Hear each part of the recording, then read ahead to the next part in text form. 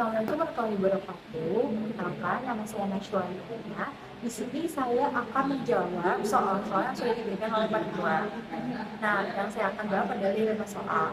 Nah, soal pertama yaitu apa sih auditing? Nah, auditing itu adalah pemberian opini atas dasar asersi yang berkompeten. Kenapa bisa dibilang begitu? Karena menurut saya kalau misalkan ada orang yang memberikan opini tapi dia itu tidak berkompeten dalam bidangnya, buat apa sih gitu kan orang-orang tuh bisa percaya kepada kita gitu kan. Nah, kemudian juga kalau menurut saya kalau misalkan ada orang yang tidak berkompeten dalam bidangnya, apakah semua orang yang bisa percaya? Kan belum tentu kan, karena ya ibaratnya orang yang tidak berkompeten dalam hal tersebut pasti akan memberikan opini yang menurut saya itu tidak wajar dan tidak bisa diterima oleh beberapa orang. Nah, yang kedua itu apa aja tahapan audit sesuai ISA. Yang pertama itu ada risk assessment, kemudian yang kedua itu ada risk respon, kemudian yang ketiga itu ada risk reporting. Nah, dari ketiga ini mana sih menurut saya yang paling penting? Menurut saya itu risk assessment gitu.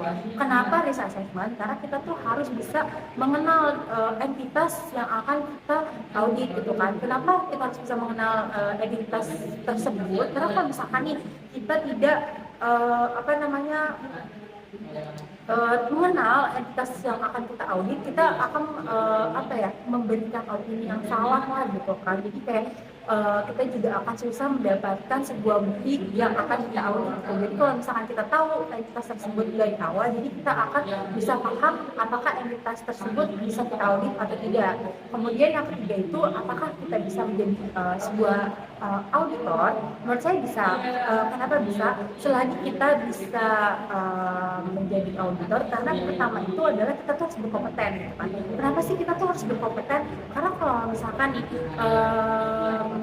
yang jadi auditor itu dia nggak berkompeten, ya pasti kan dia akan memberikan opini yang salah ya, dan tidak sesuai dengan bidangnya gitu. Jadi menurut saya kenapa saya bisa menjadi auditor, karena ya saya tuh masih mempunyai ilmu yang sebidang dengan audit tersebut gitu. Jadi kalau misalkan saya itu jurusannya misalkan desain, terus saya pengen jadi auditor, menurut saya itu tidak bisa menjadi auditor. Karena apa? Karena ilmu yang ditempuh tidak sesuai dengan si audit tadi itu.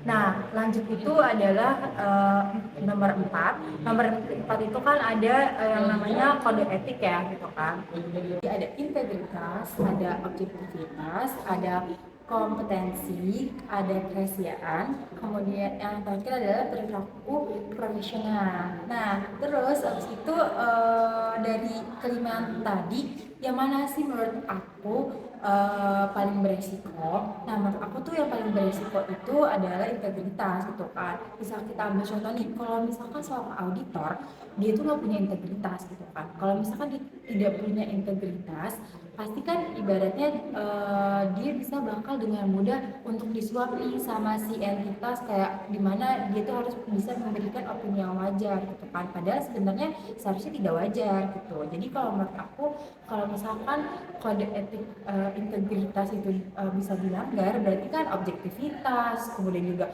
kompetensi, kemudian juga kerahasiaan, kemudian juga profesional profesionalitasnya itu juga bakal bisa dilanggar gitu. Terus kemudian selanjutnya nomor 5. Nah, nomornya itu misalkan aku nih sebagai auditor gitu kan. Terus aku mengaudit sebuah Family Mart gitu kan. Nah, terus habis itu akun manakah yang paling berisiko ketika aku melakukan sebuah auditing. Nah, menurut aku itu akun persediaan. Kenapa sih akun persediaan? Karena kalau misalkan kita bisa lihat dari risiko bawaan, ya mungkin bisa aja gitu kan dalam perjalanan barangnya itu rusak, ataupun juga misalkan adanya kayak misal turun lah si barang itu dari sebuah truk atau dari mobil pengiriman, terus kayak ada beberapa barang yang hilang gak sesuai sama kuantitas yang dikirim gitu kan, ataupun juga adanya kesalahan taruh gitu kan. Nah, terus juga buat risiko pengendaliannya kan bisa kita tahu ya bahwa dengan era digital sekarang itu kan adanya QRIS gitu kan. Nah, kalau misalkan hingga ada pengendalian terkait juga sama teknologinya, bisa aja kan itu bakal adanya kecurangan juga. Terus kemudian untuk detection risk-nya itu, kita nih sebagai auditor juga harus paham gitu kan gimana sih caranya teknologi ini bisa membantu kita untuk mendeteksi adanya kecurangan. Nah, sekian dari jawaban saya, kurang lebihnya mohon maaf. Wassalamualaikum warahmatullahi wabarakatuh.